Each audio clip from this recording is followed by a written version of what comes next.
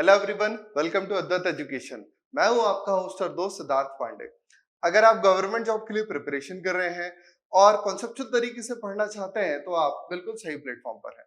मैं खास आपके लिए लेकर के आ रहा हूं सिद्धार्थ की रीजनिंग सीरीज, जहां हम रीजनिंग में आने वाले हर एक टॉपिक के बारे में बेसिक से लेकर के एडवांस लेवल तक डिस्कस करेंगे। तो चलिए शुरू करते हैं बिना किसी देरी के। आज का हमारा टॉपिक क्लॉक। क्लॉक के बारे में मैंने आपको मेरे लास्ट वीडियो में बताया था कि हम अगले वीडियो में angle between the hands discuss करने वाले हैं। ठीक है, तो चलिए शुरू करते हैं। एंगल यानी कि कोण, सुइयों के बीच कोण ज्ञात करना। तो कोण पहले कैसे होते हैं, क्या होते हैं, उनके बारे में हम डिस्कस करते हैं। परीक्षा में कई बार एंगल की जगह दूरी शब्द का भी प्रयोग किया जाता है, यानी कि एंगल बिटवीन द हैंड्स या डिस्टेंस बिटवीन द हैंड्स के बारे में कहा जा सकता है। यहां पर हम टोटली दो प्रकार के हैंड्स के बारे में डिस्कस करने वाले हैं। एक तो होगा आपका इंटीरियर एंगल, जिसे हिंदी में अंतःकोण कहा जाता है, और दूसरा है हमारा एक्सटीरियर एंगल यानी कि रिफ्लेक्स एंगल, और इसे हिंदी में बाह्य कोण कहा जाता है। तो देखिए, इसके आधार पर सवाल कैसा पूछा जाएगा परीक्षा में। परीक्षा में सवाल पूछा जाएगा कि find the angle between minute hand and hour hand at 4:12, यानी कि जब घड़ी में 4:12 हो रहे हो। क्लियर? जब घड़ी में 4:12 हो रहे हो तब सुइयों के बीच कितने डिग्री का कोण होगा, या सुइयों के बीच कितनी दूरी होगी। तो देखिए सबसे पहले हम एक पार्ट को इमेजिन करते हैं कि जब घड़ी में 4:12 होते हैं तो घड़ी की सुइयों किस प्रकार होती हैं, या उनकी स्थिति क्या होती है, वह किस स्थान पर खड़ी हुई होती है। तो देखिए, ये रहा एक डायग्राम। इस डायग्राम में ये जो येलो हैंड है यही है हमारा मिनट हैंड है, ये मिनट हैंड है हमारा, और ये यहां पर ये हमारा आवर हैंड। क्योंकि हम जान रहे हैं कि यहां पर 12 होता है, यहां पर 6 है, यहां पर 3 है, यहां पर 9 है, और यहां पर कहीं ना कहीं होगा आपका 4, और कहीं ना कहीं यहां पर होगा 5। चूंकि ठीक 4 बजे पर ही आवर हैंड एग्जैक्टली 4 पर होगा, लेकिन चूंकि 4:12 हो रहे 4:12 हो रहे हैं, इसीलिए मिनट का कांटा कुछ आगे आ चुका होगा, जिसकी वजह से घंटे का कांटा भी कुछ आगे आ चुका होगा। क्लियर है? तो अब देखें, यहां पर दो प्रकार के एंगल बनेंगे। एक एंगल बनेगा यहां इनके अंदर की तरफ, और दूसरा एंगल बनेगा ये यहां से बाहर की तरफ। क्लियर हुई बात? एक एंगल अंदर की तरफ और दूसरा एंगल बाहर की तरफ। तो ये जो एंगल अंदर की तरफ बन रहा है इसे ही हम क्या कहेंगे? हम कहेंगे इसे इंटीरियर एंगल, यानी कि अंतःकोण। बात समझे? जो अंदर की तरफ बन रहा है ये क्या कहलाएगा? आपका अंतःकोण। दूसरी एक सबसे इंपॉर्टेंट बात है कि कोई भी इंटीरियर एंगल हमेशा 180 डिग्री से कम का होता है। क्लियर? और ये क्या है हमारा? ये है हमारा एक्सटीरियर एंगल,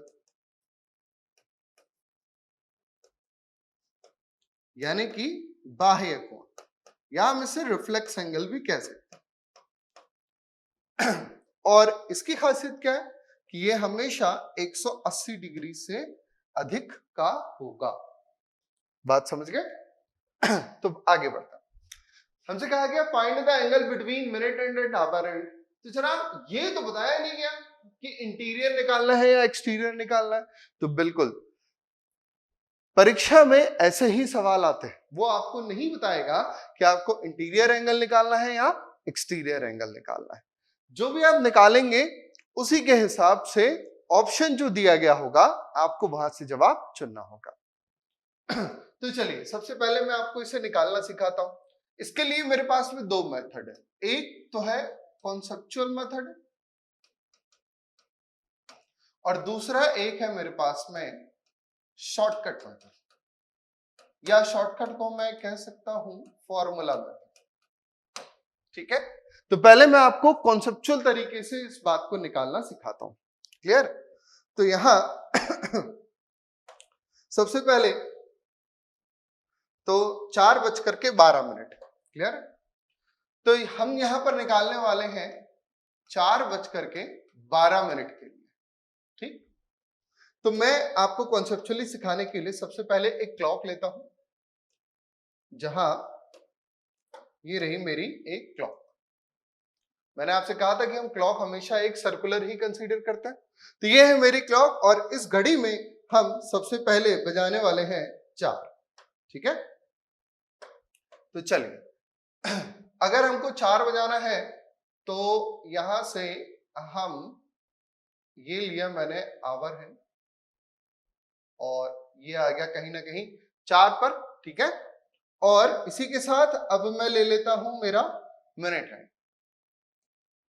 तो जब घड़ी में 4 बज रहा होगा तो मिनट हैंड तो एग्जैक्टली 12 पर ही होगा, है ना? मिनट हैंड तब एग्जैक्टली 12 पर होगा और ये यहां पर है कहा 4, ठीक है?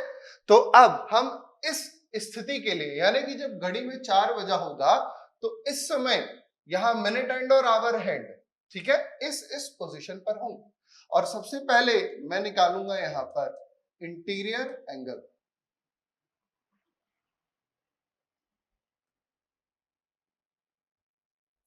कट।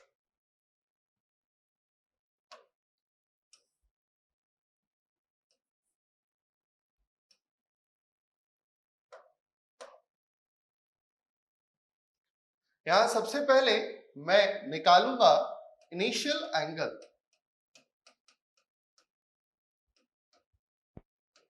और ये इनिशियल एंगल हम निकालेंगे आवर हैंड के लिए, ठीक है? तो आवर एंड, इसकी भी शुरुआत कहां से हुई होगी? 12 से ही हुई होगी। तो आवर एंड 12 से चल करके 4 बजे तक आया है ना? आवर एंड भी पहले आपका यही 12 पर रहा होगा और यहां से चल करके वो कहां तक आया है? 4 बजे तक आया है। तो 12 से लेकर के 4 यानी कि कितने घंटे? 4 घंटे। और 1 घंटे में आवर एंड कितनी दूरी तय करता है? 30 डिग्री की। कैसे? क्योंकि 30 डिग्री पर आवर इसकी स्पीड होती है, हमने सबसे पहली क्लास में इसके बारे में देखा था। तो इसने कुल 4 घंटे में कितनी दूरी तय कर ली? तो इसने दूरी तय कर ली 120 डिग्री। क्लियर? यानी कि आवर हैंड ने यहां से लेकर के यहां तक कुल 120 डिग्री की दूरी तय की। यानी कि जब घड़ी में 4 बजा हुआ हो तो मिनट हैंड और आवर हैंड के बीच की दूरी होगी 120 डिग्री। इतनी बात क्लियर हो गई कि ठीक 4 बजे मिनट हैंड और आवर हैंड के बीच की जो दूरी है वो होगी ठीक 120 डिग्री की।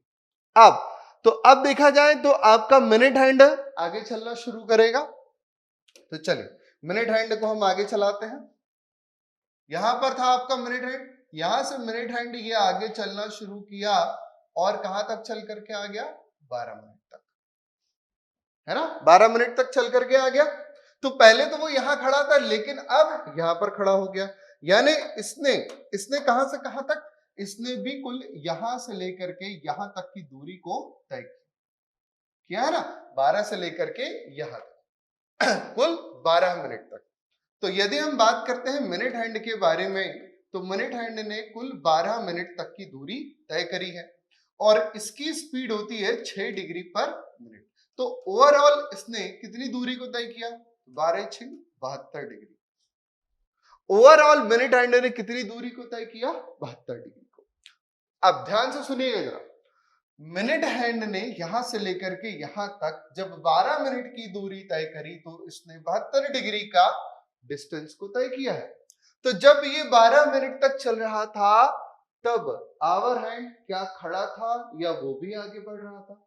ऑब्वियस सी बात है कि अगर मिनट हैंड चल रहा है तो आवर हैंड भी चलेगा ना? और आवर हैंड भी कितनी देरी के लिए चलेगा? कुल 12 मिनट के लिए चलेगा। तो इस हिसाब से अगर हम देखें तो आवर हैंड यदि 12 मिनट तक चला है और आवर हैंड की स्पीड होती है 1/2 डिग्री पर मिनट, तो यहां से कितना आ जाएगा? कुल 6 डिग्री। तो इस हिसाब से आवर हैंड हमारा कुल 4 घंटे और 12 मिनट में चला है, 120 धन 6 बराबर 126 डिग्री। कितना चला है? और मिनट हैंड हमारा कितना चला है? 72 डिग्री चला है। हमको देखिए बताना क्या है, हमको बताना है कि यहां ये वाला एंगल कितना होगा, यही बताना है ना, क्योंकि घड़ी में जब 4:12 हो रहे हो, है ना, जब घड़ी में 4:12 हो रहे हो,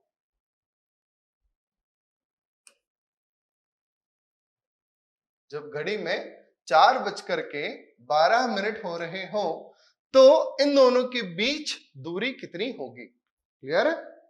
तो चलिए देख लेते हैं कि इन दोनों के बीच अब दूरी कितनी होगी। तो सिंपल सी बात है कि मिनट हैंड आवर हैंड ने जितना चला हो 126 डिग्री और मिनट हैंड ने जितना चला हो 72 डिग्री, इन दोनों को हम आपस में घटा देंगे तो आपका आंसर आ जाएगा।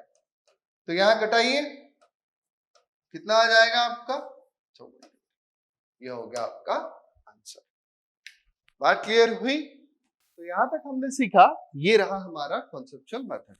अब मैं आपको सिखाता हूं फॉर्मूला मेथड कि फॉर्मूले से कैसे जवाब निकाला जा सकता है।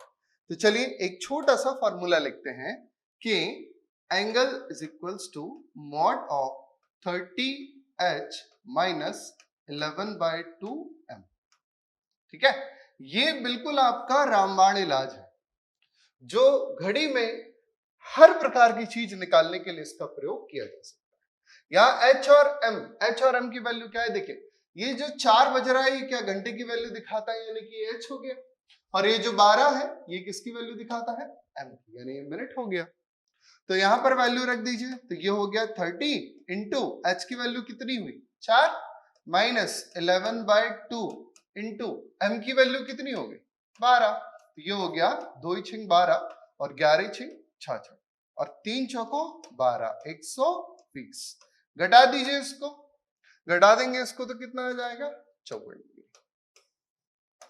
आंसर। लेकिन दोस्त हमारे लिए क्या इंपॉर्टेंट है? हमारे लिए इंपॉर्टेंट है कॉन्सेप्ट, है ना, क्योंकि एग्जामिनर को पता है कि ये फॉर्मूला मार्केट में अवेलेबल है और आप इस फॉर्मूले का प्रयोग करके सीधा सीधा जवाब दे सकते हैं, है कि नहीं? तो इसीलिए जब एग्जामिनर क्वेश्चन को फ्रेम करता है तो वो इस कॉन्सेप्ट को उठा करके क्वेश्चन फ्रेम करता है। क्लियर है? मैं आपको इस प्रकार के बहुत सारे क्वेश्चंस अवेलेबल करवाऊंगा जो आपको मेरे टेलीग्राम चैनल पर और हमारे अद्वैत एजुकेशन के टेलीग्राम चैनल पर इस प्रकार के आपको सभी क्वेश्चंस मिल जाएंगे, जहां पर कॉन्सेप्ट बेस्ड क्वेश्चंस पूछे जाएंगे। क्लियर है? तो दोस्तों फिर मिलेंगे हम, तब तक बने रहिए अद्वैत एजुकेशन के साथ। जय हिंद।